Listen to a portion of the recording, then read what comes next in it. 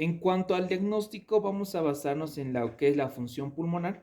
Una vez teniendo la clínica compatible, se realiza una espirometría y podemos hacer la prueba con broncodilatadores.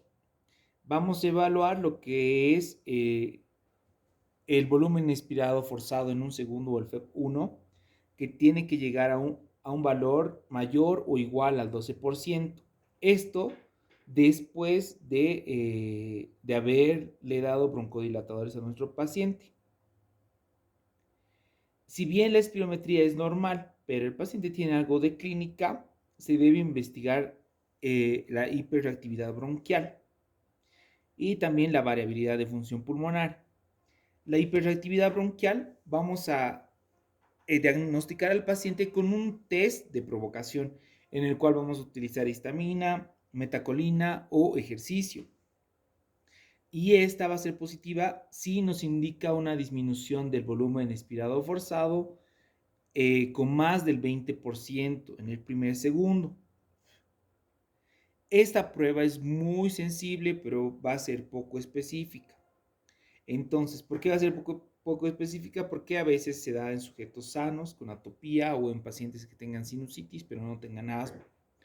La variabilidad se define como la fluctuación excesiva de la función pulmonar a lo largo del tiempo. Vamos a emplear ciertos medidores, es decir, mediciones seriadas del pico de flujo expiratorio, la fracción de óxido nitroso exhalado es un marcador que no va a ser invasivo, que nos va a dar el dato de inflamación eosinofílica de la vía aérea.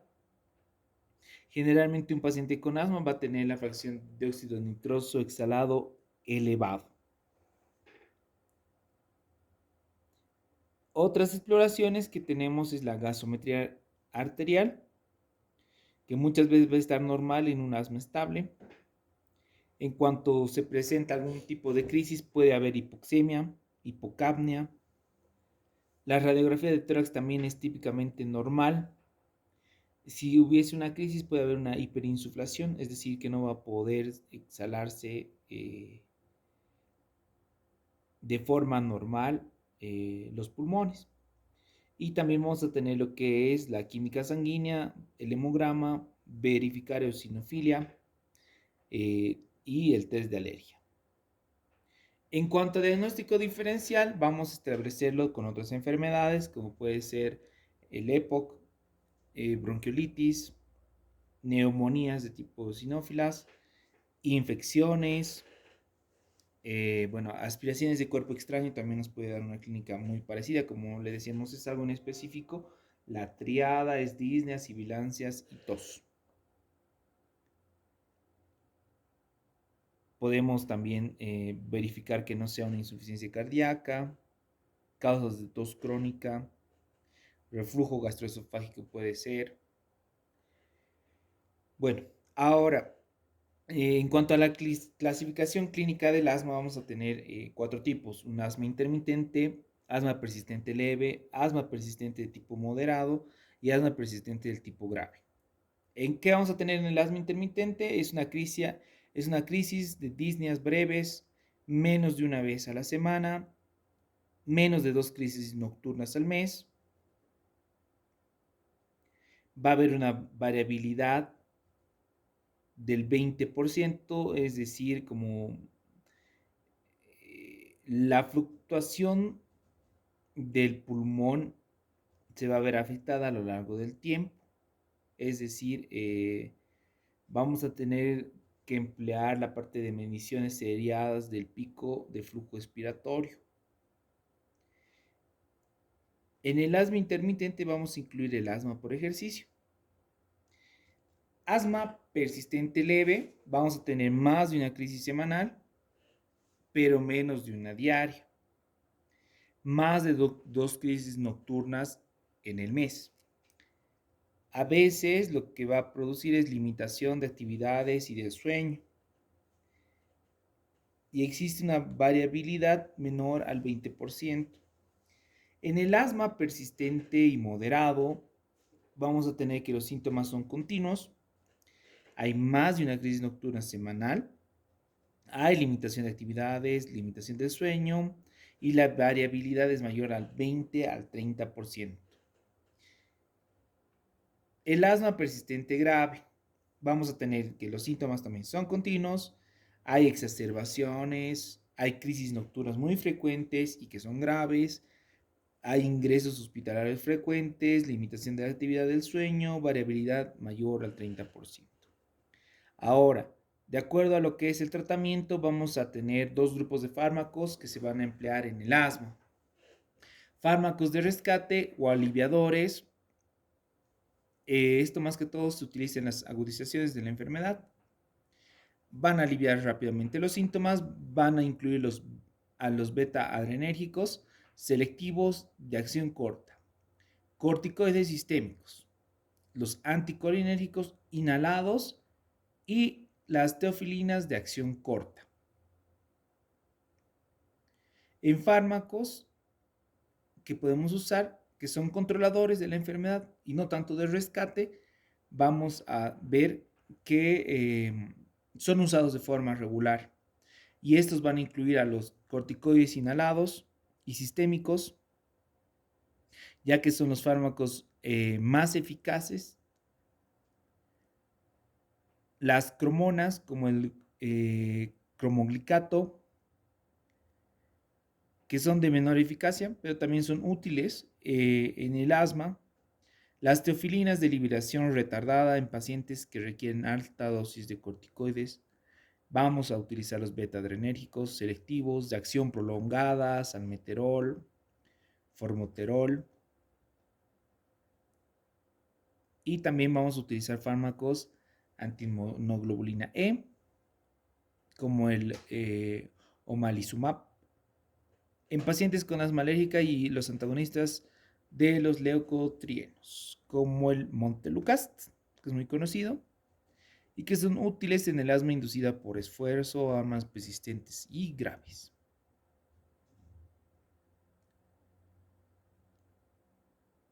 El tratamiento del asma crónico. El objetivo más que todo es estabilizar al paciente con la menor medicación posible.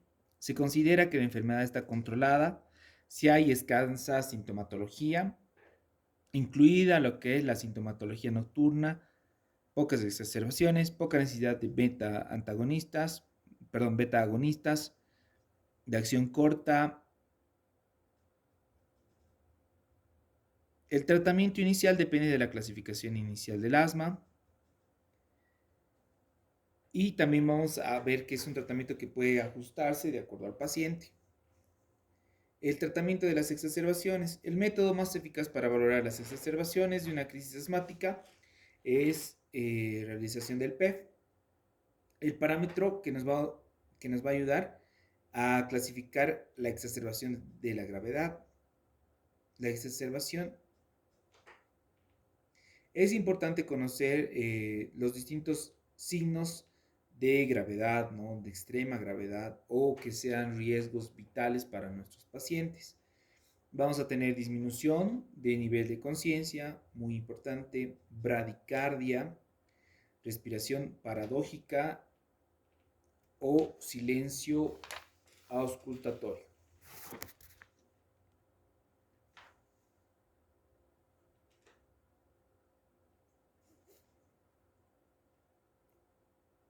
En cuanto al tratamiento de las crisis, va a depender de la gravedad, como decíamos. Vamos a tener exacerbaciones leves, en la cual el tratamiento de elección son los beta-agonistas de acción corta por vía inhalada. En caso de que no exista mejoría, en el caso de que exista mejoría, vamos a tener que no es necesario utilizar otros medicamentos. Cuando es una exacerbación moderada grave, el tratamiento va a consistir igual en la administración de beta-agonistas de acción corta por vía inhalada junto con corticoides sistémicos.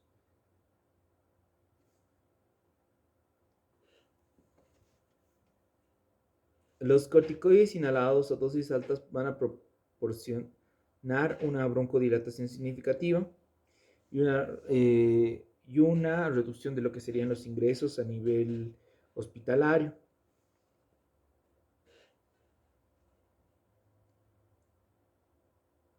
El sulfato de magnesio está indicado más que todo en crisis graves que no mejoren con una terapia inicial. El oxígeno está indicado siempre que existe una insuficiencia respiratoria. Vamos a poder administrarlo por mascarilla o por cánulas nasales. La idea es llegar a saturaciones de oxígeno por lo menos del 90%. Se debe reevaluar posterior al inicio del tratamiento cada 20 o 30 minutos al paciente.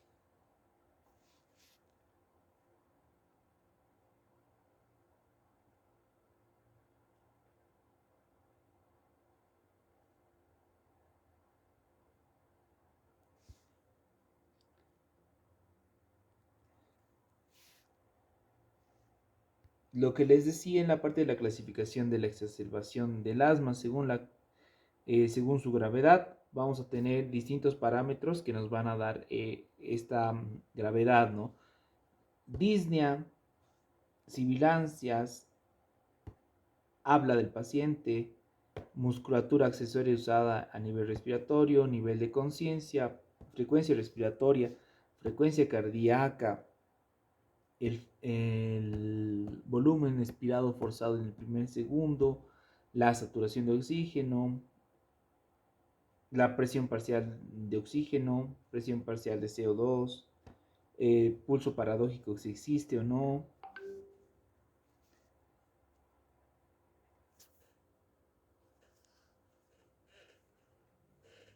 Entonces, para una exacerbación leve, vamos a tener que existe disnea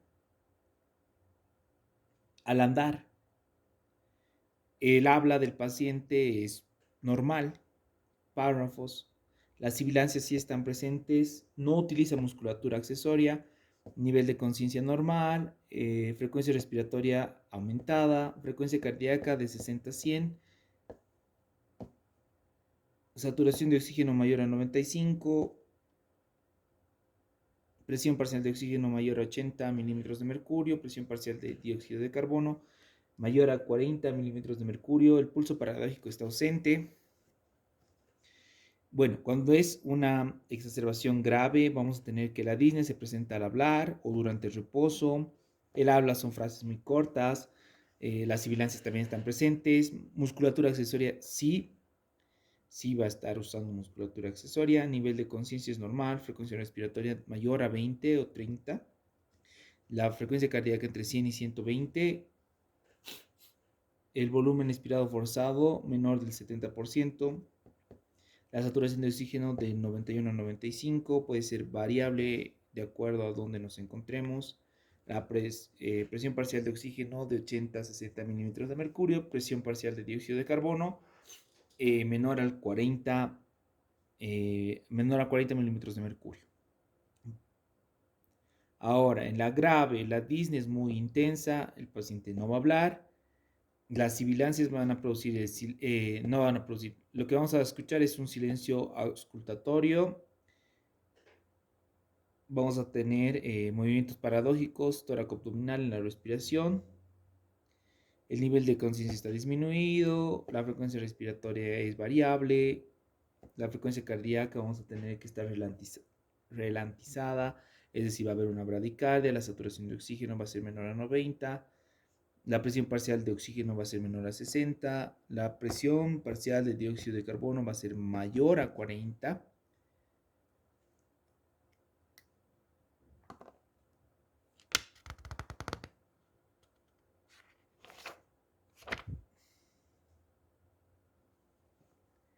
Entonces tenemos el manejo de una crisis asmática. Primero vamos a tener que evaluar lo que sería la crisis como tal. Si es una crisis leve, si es una crisis grave, si es una crisis eh, moderada o si existe una parada cardiorrespiratoria inminente. En el caso de una crisis leve, que tengamos un volumen esforzado expiratorio en un segundo mayor al 80%, lo que utilizamos es el salbutamol 2 a 4 pulsaciones cada 20 minutos. Vamos a evaluar cómo ha sido la respuesta al tratamiento, como decíamos, cada 30 minutos. Si es que este ha tenido una buena respuesta dentro de 1 a 3 horas, el paciente ya está asintomático, se le da la alta. Y vamos a utilizar lo que es la prednisona vía oral, 40 a 60 miligramos por 7 a 10 días. Vamos a necesitar la presencia de un control, una cita de control, para que el paciente no sufra de nuevo este tipo de crisis. Vamos a utilizar un beta agonista de acción larga, medicación de alivio. En cuanto a la crisis moderada, vamos a tener que hay un volumen expirado forzado en el primer segundo, menor a 80. ¿Qué vamos a usar? Oxígeno. En el caso de que la saturación sea menor al 90%, lo que queremos llevar es al 90%, salbutamol más hipatropio en 4 pulsaciones cada 10 a 15 minutos. Hidrocortisona vamos a utilizarlo de forma endovenosa, 200 miligramos, o prednisona, 20 a 40 miligramos vía oral. Fluticasona, 2 pulsaciones cada 10 a 15 minutos, o budesonida, 400 picogramos a necesidad cada 15 minutos.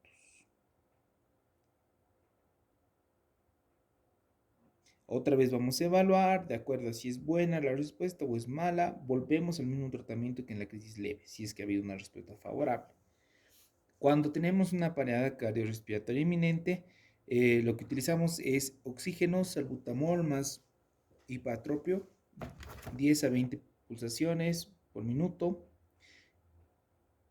Consideramos lo que es la parte de la intubación orotraqueal, y en estos casos generalmente vamos a utilizar lo que sería un ingreso de nuestro paciente a cuidados intensivos. En el caso de que nuestro paciente es con crisis moderada o grave tenga una mala respuesta al tratamiento,